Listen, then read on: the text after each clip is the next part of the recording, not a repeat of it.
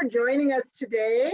And here is we're going to start off by talking about the Utah State Parks Dark Sky Initiative, which was a gift that has been handed to me. It's one of the benefits of working for Utah State Parks, and it's a wonderful thing that I've been able to work on for these last 5 years. As we've all seen this map a million times, probably most of you that are on this presentation have seen this map.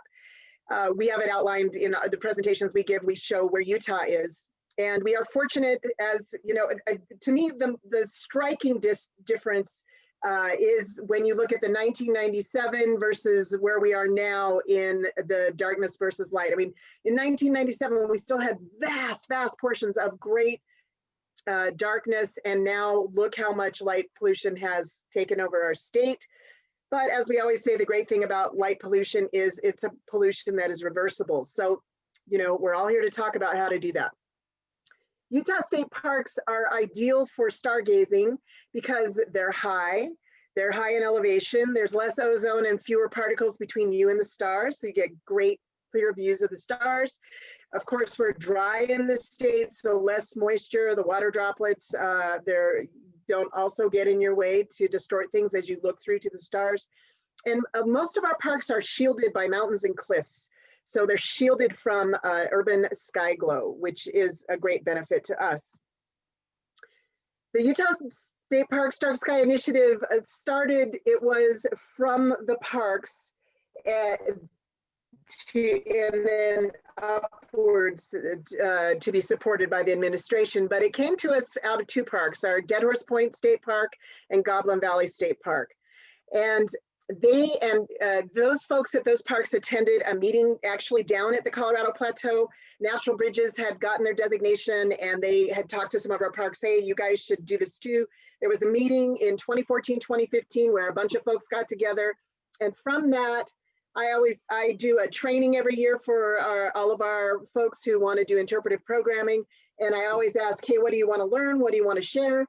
And Crystal White, who probably many of you are familiar with, wrote to me and said, hey, I want to do a presentation on dark sky. This was in probably August of 2015. I said, hey, what's dark sky? And then she filled me in. And I said, oh, that's great. Let's do a session on that. And then James Wells and Nathan Martinez, who were at Goblin Valley, said, yeah, let us do one too. So they got together and they did 2 sessions on that November 2015 training that I held. And from that, 10 parks came to me after those trainings concluded and said, hey, we want to all go for this, but we need your help. We need your help. And for those of you who are familiar with state parks, you might know that as Cassidy said, you guys do so much with so little, but we are very thinly staffed. And so they said, hey, we want to do this. We're committed to doing this, but we need your help in getting all of the designated processes done. What can you do for us? So I thought, and I said, you know, I'm going to put together a team any way I can. And at first I put out an internship call to the U. And Betty Maya Foote, who has become a luminary in the International Dark Sky Association, and all of you know her, started out as my intern at Utah State Parks, and then she became our first Dark Sky seasonal, and she headed up a crew of interns. And then I've also had Trenton Cross and mostly recently Shelby Stock as awesome interns and seasonals for me to work on the Dark Skies program with me. And that meant that first team that we had 10 parks that we went out and took measurements for quarterly and gave programs and did lighting inventories for, and you know, did everything that is all the groundwork for doing applications. And then we wouldn't be anywhere without also our volunteers. And this is by no means all of them. These are some of the ones that I had pictures that I could grab to show you that have helped us out so much. But Tom Howells and Tom Elder are great volunteers over in our vernal area for our vernal state parks. Steinecker State Park, which is an international dark sky park. Tom Howells does lovely astrophotography for us and brings telescopes to our events. And Tom Elder is a magnificent stargazing by eye guide, lovely guide. Paul Ricketts, many of you will know, he's basically the outreach education manager for the South Physics Observatory from the U of U. Such a great guy, always willing to help out, bring his telescopes, bring his staff to help you out with any kind of dark sky event, and to lecture on various, physics things that are, and make it relatable so people can understand. John Lundwall, who I see is on this, I'm seeing his smiling face, is a marvelous guy, and we'll talk more about him, but founded the Utah Valley Astronomical Society and was a co-founder there. And I reached out to him in 2017 and said, we need some help at Fremont Indian State Park.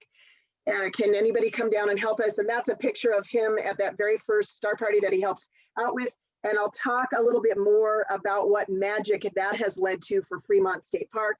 And then Ryan Andreessen, which I hope many of you know, he used to have Dark Sky Layton, which he has changed now to Night Sky Science, Facebook and webpage. He's a great astrophotographer and a great friend and advocate. And these guys have helped. All of these people I've mentioned have, if it takes a village to raise a child, man, it takes a galaxy of friends, partners, interns, seasonals, and volunteers to help get a state park their designation. So thanks to all those folks. We have partners too. Clark Planetarium has run a few trainings for us for telescopes because our folks are out there and say they don't have any astronomical association to help them. They have to know how to run a telescope themselves. I always say, learn how to find the moon. You can always do a great program on the moon. And if you can't find the moon, we're going to fail you, because that's the thing you can always find. And then if you can find Saturn and Jupiter, well, you've got a great lineup already. So Dark Sky Layton, now Night Sky Science, the U of U South Physics Observatory, astronomy clubs all over have helped us. Ogden and Utah Valley and Salt Lake and St. George, just to name a few, have all helped us. And then our wonderful partners in national parks. The state parks and the national parks dovetail. We are co-located and we help each other with the programs that we put on. And it's always a marvelous partnership. I love this photo I took down here in the middle are all the, I think probably Canyonlands rangers that came over to help us when Dead Horse Point was designated, and they're jumping for joy. I caught them midair. And then that other photo there was when Dinosaurs National Monument came over and helped during Steineker's, a couple of our dark sky events too. So wonderful partnerships, as I say. So Utah State Parks system is leading the world in state park systems with designations. And we have 5 right now. Dead Horse Point was our first designated in 2016, Goblin Valley a few months later, also in 2016. Antelope Island State Park, which is cool. We'll talk about why that's so cool in a little bit. Steineker State Park in 2018, over there in the Vernal area, and East Canyon State Park, right up Weber Canyon, between Morgan and Park City, basically in the middle there. And Ruskin Hartley, who's the head of the IDA, acknowledged, that we are leading the world as a state park system, so that's cool. We have some more parks that are joining this designation process. We've already put Fremont Indian State Park, Gooseneck State Park, Jordanelle State Park, Kodachrome Basin State Park, and Rockport State Park into the system last year, in 2020 to be reviewed by the IDA board, and we're waiting to hear back on whether those got designation. Okay, this is something fun. I can't reveal what, but you guys should all tune in to the IDA Facebook page tomorrow, 2 p.m. Mountain Standard Time, if you want to hear something super exciting that I can't reveal at this moment, but it's very exciting. So you all turn in tomorrow, 2 p.m. Mountain Standard Time, to the IDA Facebook page for a live Facebook event. So dark sky programs, you've probably all, I hope out there, you've all been to a dark sky program, you've helped run a dark sky program. Dark sky programs can change lives. They can alter worldviews, and they can turn back time. It's so exciting, all that they can do. I've never been to a bad dark sky event. So here is a Milky Way view from our Dead Horse Point State Park yurts.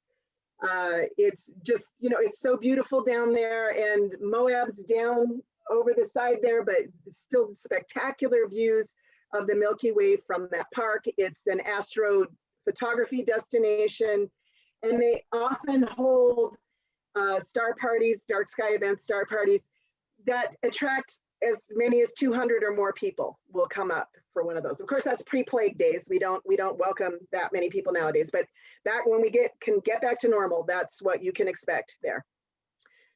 Here's a lovely photo by Ryan Andreessen for us. That is the Milky Way over the Goblins. If you've never been to to Goblin Valley, it is one of the best places to go view dark skies. Back in the days of designations, it's a gold standard park, and there's just something, so it is otherworldly to be there. And I always pretend I'm on Mars when I'm there, and looking up at the Milky Way from there. You can do hide and seek. And they also do like full moon hikes there. Here's a picture I took one time when I was down there for a full moon hike. It is a magical place to experience meteor showers and any kind of astronomical event. If you haven't been there, I recommend you go. Antelope Island. Here's Antelope Island, right here on the Wasatch Front. You know, amidst our most dense population. How the heck did they get an international dark sky designation? Well, as I mentioned before, those mountains, there's that mountain ridge, Prairie Peak being the highest point on the island. And we get on the west side of that, and you can see the Milky Way there. In fact, you can see it very well. So close. It's so cool because it's so close to this dense population. It's an easy way for people who can't see the Milky Way from their own homes, can drive 20 minutes, a half an hour, and get to see the Milky Way just so easily. So they do so many different kinds of events. They're lucky in that state parks has moved to a more generalist ranger model again. We used to have specializations of interpretive staff, and now we've moved to a more generalist model. But at Antelope Island, we still have interpretive rangers, and so they get to rock a lot of programs. They do, you know, constellation tours, and they do star parties with the help of the Ogden Astronomical Society. Ryan Andreessen is always out there doing something great when there's something to see, like the comet or the asteroid, or, you know, just anything that you need a telescope. He'll hook it up to his computer monitor, and then everybody can see what's going on, and then he gives a great presentation. And it's a great place to take sunsets and then transition into great astrophotography.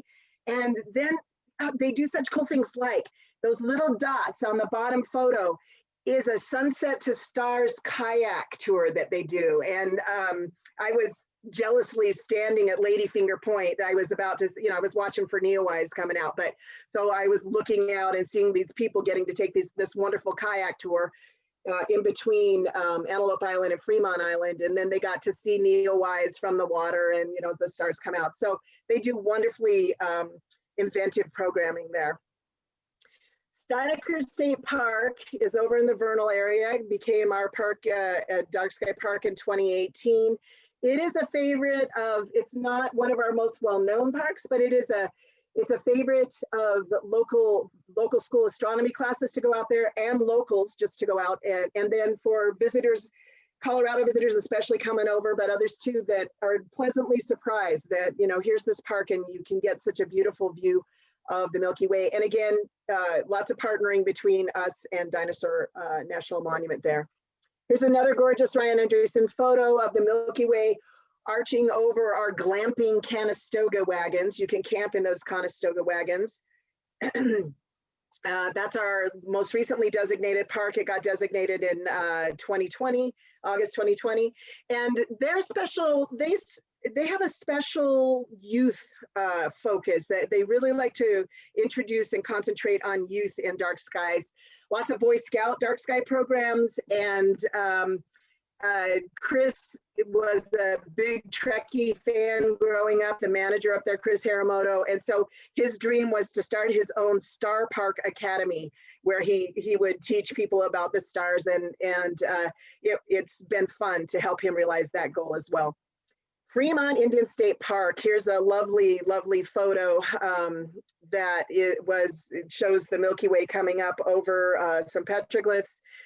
And I talked about John already, but he came down for that first star party in 2017, happened to notice a shadow falling across a petroglyph while he was out on a hike with his boys that day. And he was like, this seems like a purposeful interaction.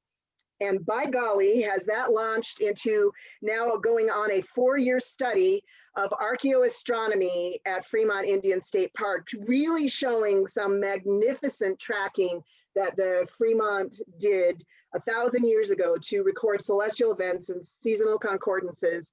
And the top picture is what they're calling the sun wheel petroglyph. And this thing marks out the equinoxes, the solstices, and then those mid-solstice, mid-equinox days. Precisely, it is so cool. I was there last winter solstice, not the one that just happened, but a year ago, and then the last autumn equinox. And that's what we're looking at there. This picture is, it gets it to the precise time, and then the little dots below show the half hour before the precise moment of equinox, and then the precise half hour after. It's just amazing. And you can see that I've put the website there for folks if you want to check out the website that's talking about this archaeoastronomy study. It's so important to acknowledge that, you know, Euro-American or Greco-Roman are not the only perspectives, and that didn't start, you know, with us observing the stars. And so it's so important to acknowledge that people have been doing it, and been doing it in this area for, you know, at least 10,000 years. So hop onto that. We can put it in chat. Probably Jess is already taking care of that if she hasn't. Here is another one of my favorite parks. It's the Milky Way rising out of over Goosenecks, and it is our probably most remote park. And yet every time I go there, and I go there often to help out with dark sky events, I need somebody from out of the country. So you had people from the Netherlands, France, Ireland, Shanghai that I've met, Ireland, that have all been there at this remote park right on the border of, it's near Mexican Hat, right on the border of Arizona. And so people from all over the world, and they all tell me we wanted to know, like, one of the darkest place we could go see stars, and we were told to come here. And I'm going to relate a great story too, because not only do people from around the world come to that park, but it is near the Navajo and White Mesa Ute reservations. And what I'm very happy about is that folks from those places feel welcome to come and join us in our dark sky events there. And this particular young man, who I love, is wrapped in a star quilt. And it was about 20 degrees, 23 degrees, I think, at that time. And he had just taken his kids camping the weekend before on top of a mountain. And the Milky Way was so close, he was laying there on his back looking up. He said it felt like it was a blanket that came over and smothered him, and he was freaked out. And so he wanted to come to our dark sky event to learn more about this Milky Way, and and the stars and our relationship and position. And he said, you know, it's the first time after going through our program that I realized that I'm a part of this universe, not separate, and that we're a part of it.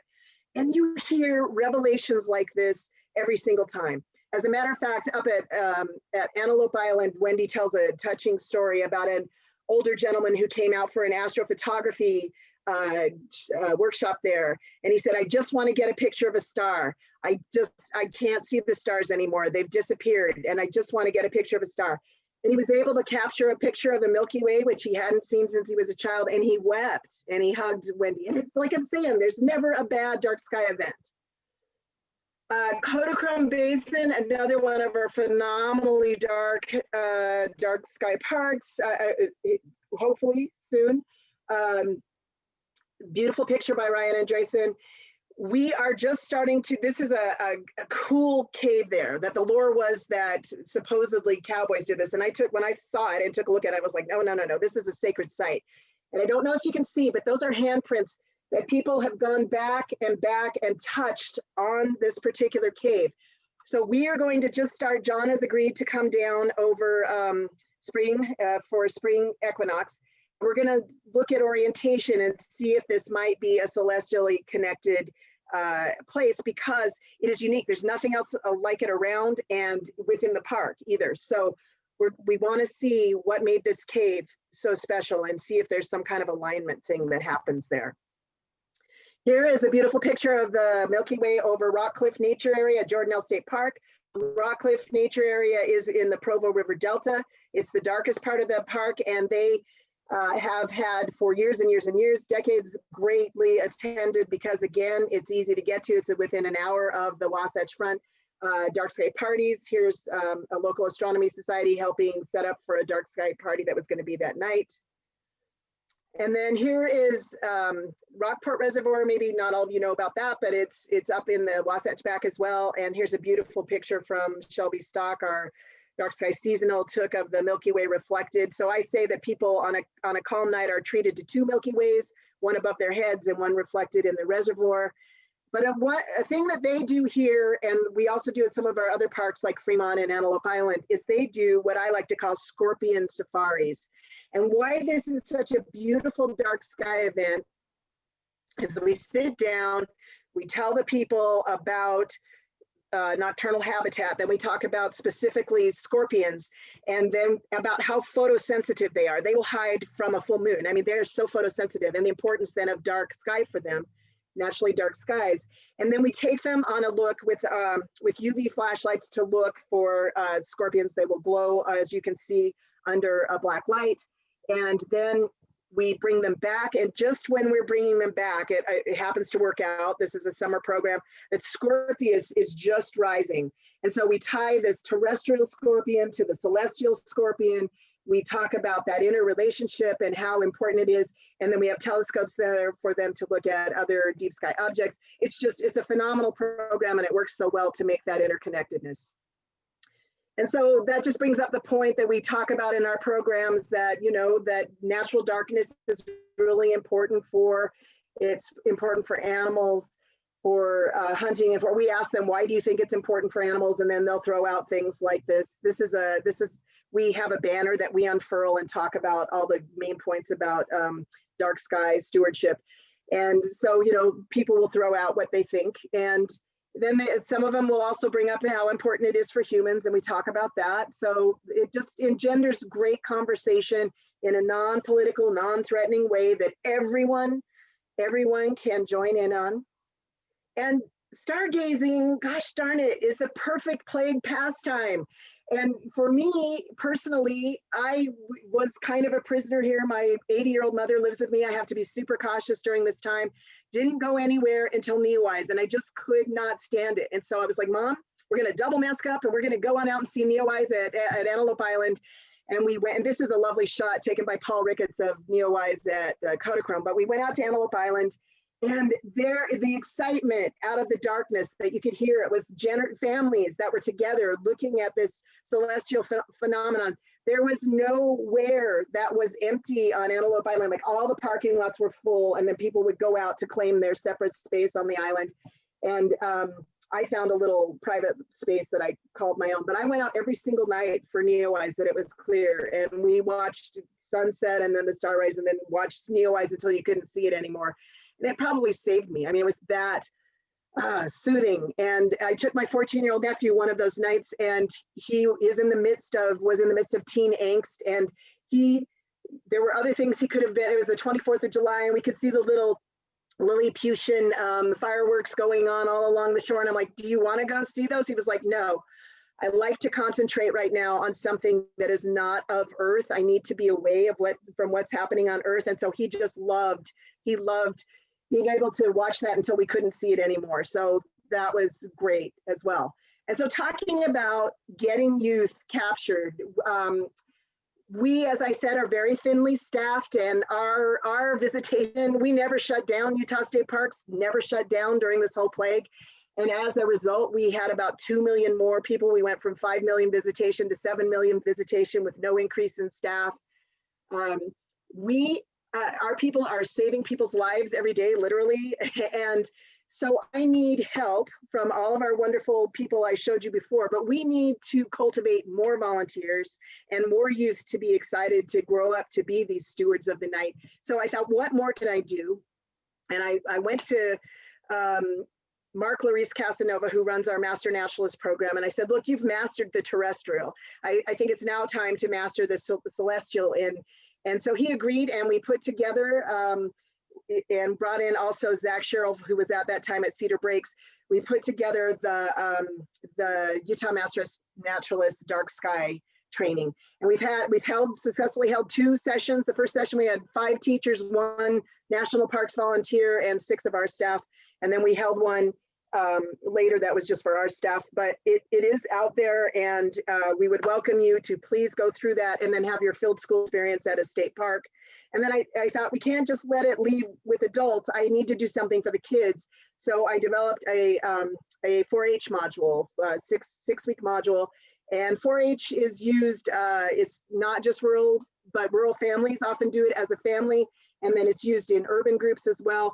And I did it working with Utah 4-H, but it got picked up nationally just recently because of the plague, because of COVID. They said, we're looking for stuff that 4-H can still be viable and this looks like something, so we're going to take it national. So now it's part of the national 4-H curriculum, and that's awesome. So I hope that we help get another generation of kids interested in this to grow up to be stewards. And I hope you people out there who want to know more about dark sky and get trained in it will take the Utah Master Naturalist Dark Sky course. We need dark sky volunteers. Okay, so that's it from me. And please feel free to contact me. If you don't write this down now, Jess knows my contact information and she can get any message and connect us up. All righty, I'm going to hand it over to Cassidy. Thanks, Justina. Such an excellent presentation. She is correct that I said that I really bow down to the state parks because they do so much with so little. So I so appreciate everything that state parks do and does continually. But I'm going to talk a little bit today about kind of the national park side of Utah's dark sky journey. I'm going to hopefully through the course of my presentation show you why I stand by the statement that Utah has the darkest skies in America. I'm confident saying that. But in order to do that, I'm going to do a few things. I'm going to tell you a little bit more about who I am, first of all.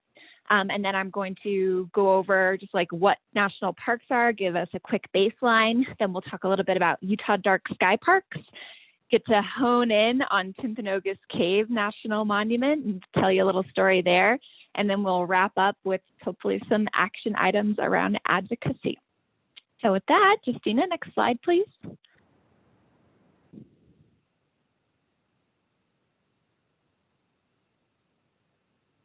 Cool. So a little bit more about me. I started working for the National Park Service, wearing the flat hat, as you can see, back in 2013. I think I'm the only Utahn who's ever moved from Utah to New England to work for the National Park Service, because I first worked in historical and cultural sites in the Boston area. And I moved back home where I wanted to be to work at Timpanogos Cave in 2014. Spent a lot of my time in the cave and generally thinking about darkness. Spending a lot of time in a cave will certainly do that to you. And from 2015 to 2017, I was involved with the Dark Skies programs at Timpanogos Cave National Monument.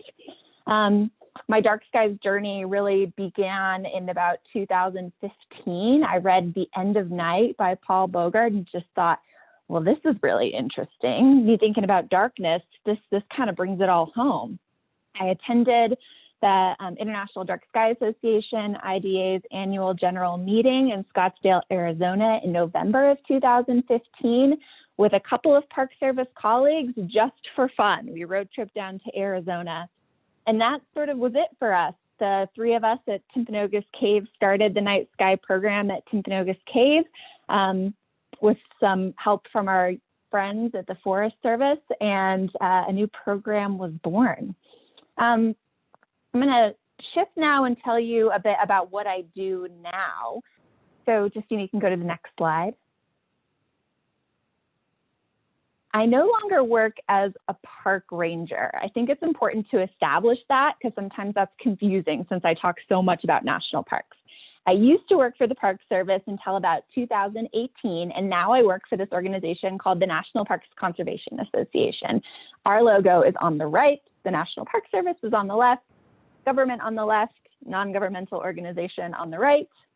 And a little bit more about NPCA. We are an organization that's over 100 years old. So we've been around just about as long as the National Park Service and founded by some of the same people and the same directors. It's a non-governmental organization. And basically we function as like a watchdog for the parks, but we also consider ourselves the voice for the parks when and where the parks cannot speak for themselves, right? So it's our job to talk to Congress and say, hey, the Park Service needs more money. Park Service can't do that for themselves because they're a government entity. So we're a citizen advocacy group for the parks based in Washington, D.C. with regional offices all over the country. And for about the past 3 years, I've been working doing outreach and engagement for the Southwest region of NPCA. And I am so fortunate to get to focus all my work pretty much on the Four Corners states. So Utah, Colorado, New Mexico, and Arizona, or the Colorado Plateau is my thing. And my job is to connect people to the civic process of protecting these parks.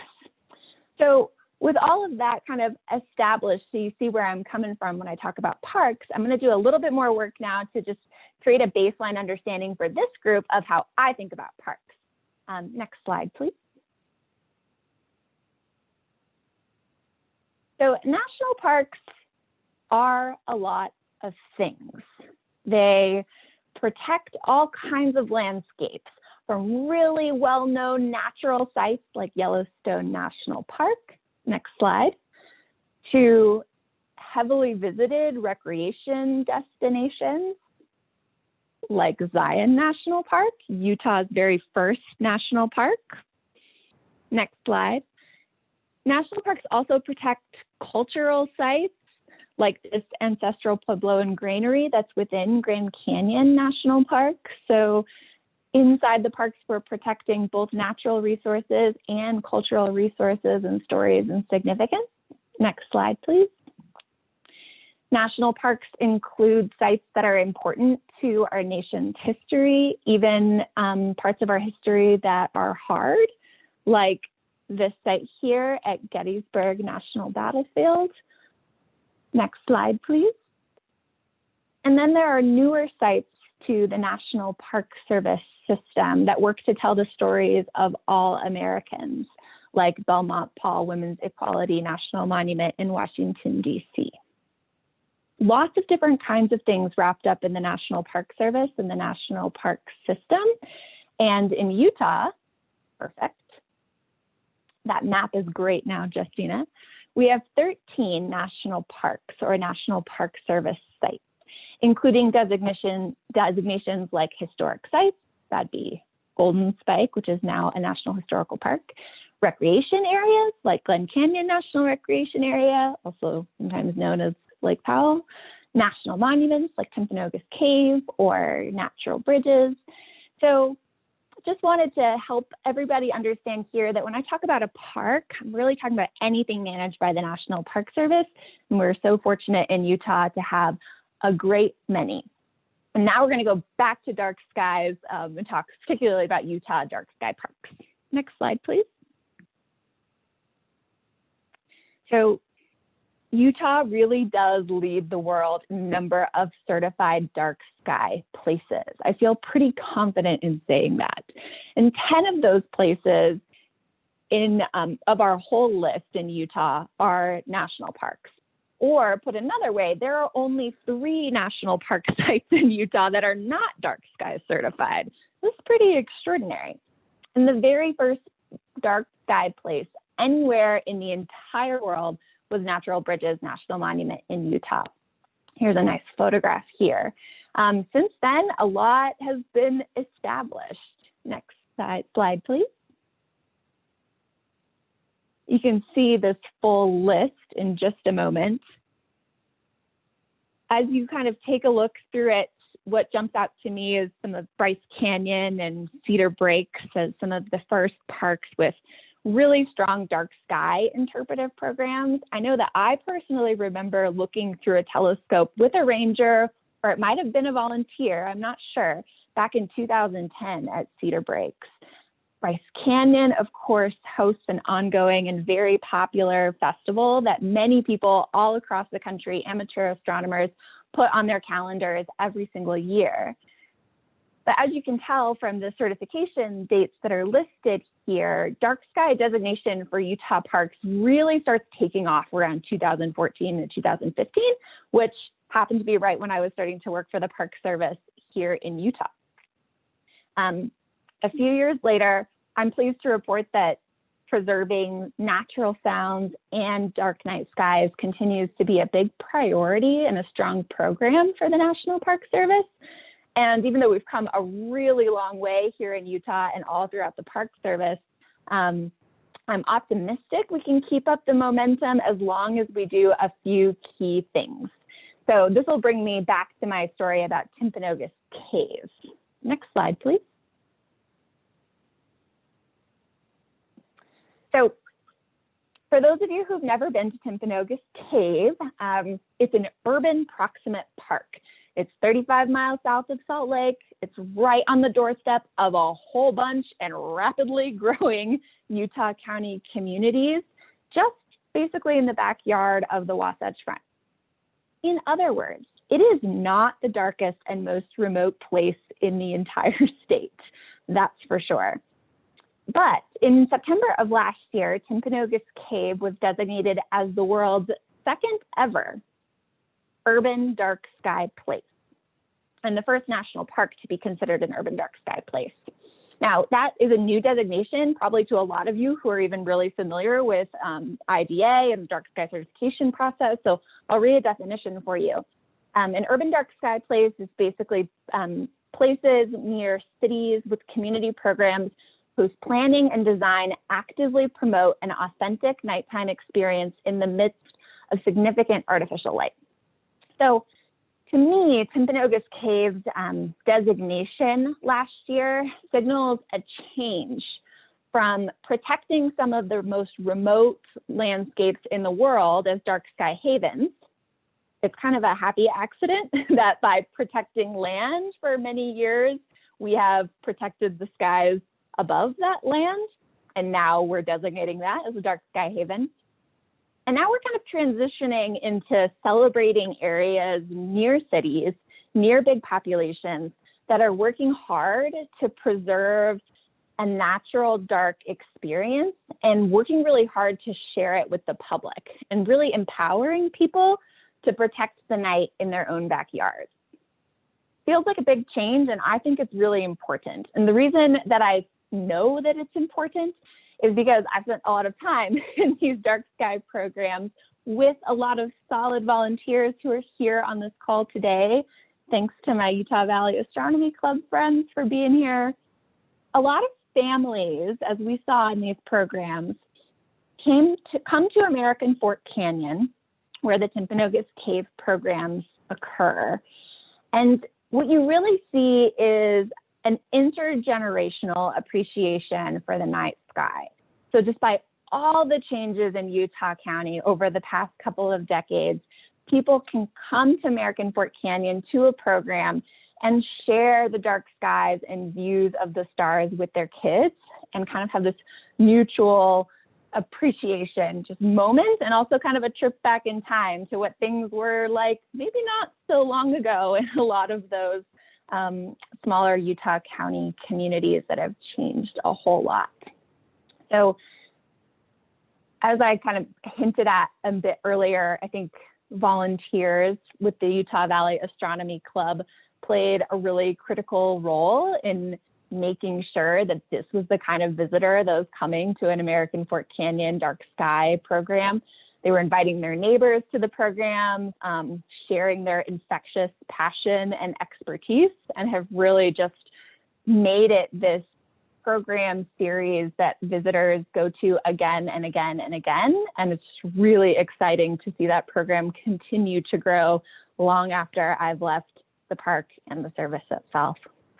So if I can kind of wrap all of that pretty American Fork Canyon story up and say that in my view of watching dark skies unfold, like a movement unfold in Utah, and I'd say I've been tracking it kind of all over the place for a while now, outreach at urban proximate parks like Timpanogos Cave and like Antelope Island, as Justina described, in the state park system, are a really vital part of this sustained support for dark skies in Utah. So the other thing I really love about the fact that we're doing urban proximate programming is that it just really starts breaking down some barriers for attendance.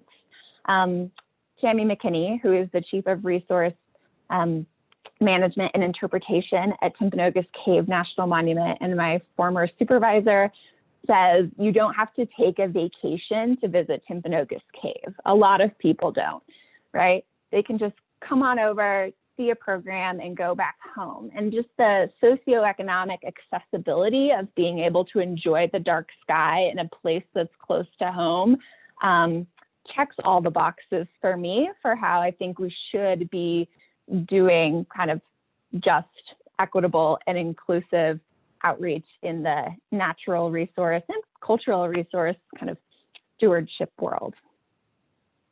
Next slide, please. So I'm gonna bring it all home now for a couple of words about advocacy. I now work for an advocacy organization. This is kind of my bread and butter. I do a lot of workshops for students, and it is really relevant, I think, for the dark sky world in Utah, because perhaps as many of you who've worked with people who are visiting your program, you've talked to them at a star party, once folks get hooked on dark skies because they came to a park program, they saw their first deep sky object, they saw the rings of Saturn for the first time, or they learned about dark sky friendly lights that they can install in their home that will make it more wildlife friendly, better for all kinds of things. We need a place to be able to send those people after the program, to be able to learn more and to build community. Maybe you, like me, have said, if you want to learn more, you should really join the IDA, right? The IDA chapter, or the Utah chapter of the IDA, is really the place that we can send people when they're enjoying dark skies in Utah to learn more. I've listed our website at the bottom there if you haven't checked it out. But what IDA Utah is really doing is coming together to speak with one loud and coordinated voice for dark sky education, dark sky protection, wise lighting, and all the other things that we love about dark skies. Next slide, please. I use this graphic in my advocacy one-on-one workshops with students. To me, it represents the concept of collective action, right? The principle is that by working together, we, the public, or, you know, those little fish, can affect change and influence those in power, or the big fish. So if you take in this graphic, I just want to remind you that it's really kind of what advocacy is all about and what organizations like IDA are all about. It's volunteers, it's people with a shared passion coming together so that we can affect change. And I encourage each of you today to think about how you can best be an advocate for dark skies. There are so many ways to do this. You can join an organization like IDA if you haven't already. You can write a letter to the editor about light pollution in your community. You can call or email your elected representatives about what your thoughts on light pollution are, your concerns. You can just tell your friends about dark skies. Let them know what you learned in today's presentation if you thought it was interesting.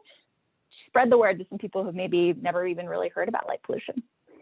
You can volunteer at a star party or one of Justina's state park programs. Recall she's looking for volunteers. All of those things could be considered advocacy. And I hope that as you leave this program, you just remember that while we've made huge strides in protecting a ton of extraordinary places and educating folks about the values of dark skies, we will really need this kind of continued coordinated action to keep up what we have and also to keep going. Thanks very much. I'm really excited for y'all's questions next. Thank you guys so much. We really appreciate you both. Justina, you can go ahead and stop sharing, and that'll let your beautiful faces pop out a little more visibly for folks. And I've got some questions already here in the chat. If you haven't gotten them to me, you're welcome to. I'll do my very best to. We know multitasking is impossible, but I will well distractedly singularly task. We have a couple of questions about events. I will answer one of them just to sort of quell your concerns. One of the goals of the chapter is to provide a calendar where all folks, astronomical societies, state parks, anybody doing any event can submit. I will put the website link in the chat that you have seen. This is the Utah chapter's website, and everyone is allowed to go to our events page, and there's a button there that says submit an event, and we're happy to put any and all on our website. So that's an easy way for us to support in this sort of consolidation of communications about this. I also wanted to shout out to SLAS, who has also partnered significantly on lots and lots of activities happening, not only with state parks, but with NGOs and schools and all kinds of events all over the Valley. I have a very concrete question about designation. We have a couple of folks who are interested in pursuing designation. They know of a dark sky place that is not yet recognized. You can also reach out to the chapter through that website that way, and we can connect you with our designation committee. Okie doke.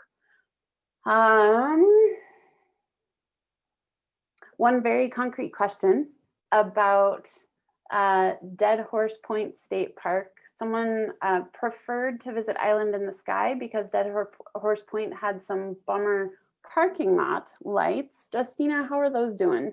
How would you recommend Dead Horse as far as a place to have some astronomical experiences these days? I'll have to check on those, on their parking lot lights. I mean, there were, Crystal was the assistant manager there, Crystal White, and you know, it's one of our most conscientious dark sky folks. So when were they there? And I wouldn't hang around where the parking lots are. Tell me exactly which parking lot was bugging you. But if you get out to the point, that's always where I go, and there is no light interference. And if it was before 10, they might have a cutoff of parking lot lights at 10. So give me a little bit more information and let me know, and then I can talk to you and the park about that. And hey, I wanted to give a shout out to Eric from the Salt Lake Astronomical Society and many, many more of our volunteers. I just, you know, I couldn't get you all in. I just used the ones I had photos of that I'd taken of, you know, we have scores of people who have helped us, more hundreds that have helped us so much. So please, if I left you out, I didn't mean to hurt anyone's feelings. I just went through my pictures really quickly and stuck up some folks that I had pictures of at our dark sky events. But we have been helped, as I say, by all the astronomical societies and clubs around the state have been enormous helps to us. And we couldn't put on most times dark sky events without them, if they're telescope driven for sure, or if you're a good guider by eye, or you have astrophotography experience and share it. I mean, as I say, we couldn't do this without our partners and volunteers. So thank you so much. Thanks, Justina. Cassidy, I have a question for you. Anil saw that despite being national monuments, Grand Staircase, Escalante, and Bears Ears are not on the list of NPS sites. Why are they administered in a different way? Such a good question. Thank you. That's a fair observation. Grand Staircase Escalante National Monument is managed by the Bureau of Land Management, and the U.S. Forest Service and the Bureau of Land Management kind of like jointly manage the Bears Ears National Monument. It's actually well, I won't go too deep into this. I'm happy to at another time, but Grand Staircase Escalante National Monument was the very first ever national monument created to be managed by the BLM. It kind of kicked off this whole new like generation of national monument designations being kind of like given to places using the Antiquities Act, so presidential proclamation, but being kept under the jurisdictional authority of the land manager that currently manages the land, if that makes sense. So they are often not included in our list just because they're not managed by the National Park Service. We certainly care about them and want them to succeed, especially since they often insulate a lot of national parks from development because they butt up right against for Grand Staircase, Capitol Reef, and Bryce Canyon and all that stuff. So they are really important that they are managed by different entities. Just kind of, it's a new historical trend is all I can say. We can talk more about it another time, Emil. Thanks, Cassidy. Good question. I got a question directly to me, Jess. Is it okay if I answer it? I'm gonna interject one first because it's a big one, and then yes. I have one from Wasatch Camera Club that says, does IDA have any interactions with city/county and even the state level to help suggest and promote light pollution ordinances and legislation? Excellent question. Yes, and one of the best things about working on light pollution is that it is currently beautifully apolitical and it is free of identity politics. This is a topic for everyone. And so the chapter is working really hard to educate members about how to advocate effectively in many different communities in many different ways. It's likely that our March training will actually be about speaking with legislators. Very often when people come to light pollution, they come angry. And we are in the friend raising business. So absolutely, to give some concrete examples, 2 sessions ago, there was a statewide resolution that recommended IDA aligned dark sky recommendations. So a resolution is non-binding. However, it is in state legislative code that Utah is a dark sky policy supporting state. We also have a really high incidence of communities, and we have a legislative committee, and I don't think we're quite ready to announce all the exciting things that the legislative committee has planned. We're going to wait until the session opens for a second or two, but come back in March and we'll be able to tell you a whole bunch. And if you're ready to go to speak with your community council, your HOA, or your state legislator, we'd love to support you. Justina, go ahead. Okay, I got a question about how our COVID protocols handled for dark sky during COVID. And I can just speak for what we do as Utah State Parks. We took, for the most of the year, took our programs to zero, zilch, in-person programs. However, I tasked Shelby, who was my dark sky seasonal, to come up with really great virtual programs. And we put out some really great virtual programs for people to still engage. And some of those involved the help of South Physics Observatory, who could, from their telescope atop a mountain near Milford, Utah, with his controls, he could carry on. We could all look through the telescope, and he could take pictures through the telescope, and we could discuss things that were still going on. So we did several of those programs, including one that was specifically geared nationwide for the Girl Scouts. We had about 1,500 viewers around the country tune into that one. And we generally got around 400 people tune into our ones that we did just kind of advertised on the individual parks pages. So we handled that with a lot of virtual programming. In the few instances that some dark sky programs were in person, there was a very definite, these are all outside, this was very definite, family groups had to sit together, and there was wide space around them for other family groups. They were limited to 20 participants, 20 to 25 participants. It was ticketed beforehand so nobody could show up.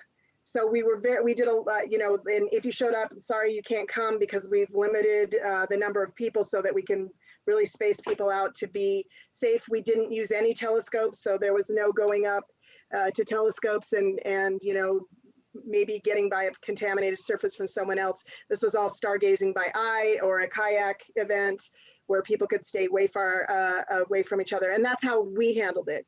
Cassidy can take on how, if she knows how national parks handled it. That's a good question. To my knowledge, most public programming for the National Park Service is pretty much canceled for certainly the summer season.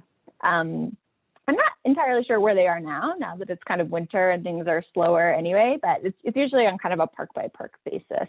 Also dependent upon like the health district that the park is in or the state that the park is in. So probably no good one size fits all answer there. Thanks. Hey, we had a shout out from Alan, who was in our very first Dark Sky Master Naturalist program, and he said it was terrific, and he heartily recommended anyone to take it. And I did too. It's a 9-week course. I mean, you do it at your own pace. That you do the coursework online, and then the field school. The participants come together, and we'll do this again when it's safe. But you then come and have a field school experience. That's a 2-day field school experience, and it's phenomenal. And just getting to know your other people that are so excited about this as well. And we teach you about telescopes, and you actually get your hands on telescopes and learn how to set them up and use them and sight them and do all that, columnate them and all that kind of stuff. And then we do other things that give you stuff to take back. I say your pocket stuff that you can take back and actually use if you're a volunteer or if you're an educator, formal educator, to bring to the people to teach them about dark sky in fun, in really cool ways. Okay, thanks everybody. We are at time. It has been an honor and a privilege to see and host you all. Thanks for being here. It looks like, unfortunately, somebody figured out how to do some funny business with our Facebook event. So I did just go ahead and kill that. Someone was asking for credit card numbers for a free event. So what I'll do is hopefully get that back up once we figure out what's going on there. But if you registered, we will send you a link to register for the next one. So you shouldn't have to do much more. I've also re-included the links to the chapter website. Please take a look, bop around on there. We would love to hear from you. And if you would like to, feel free to unmute, feel free to use a reaction, but let's give our speakers some form of recognition in this awkward Zoomy way. Thanks so much, Cassidy and Justina. We really appreciate all of your dedication, hard work, and sharing your messages so beautifully and clearly with us. Thank you. Thanks for having us. Thank you. Yes, happy to do it. Thanks, everyone. Thank you all. Carpe Noctem, and we'll see you February 18th at 5 p.m. Mm-hmm.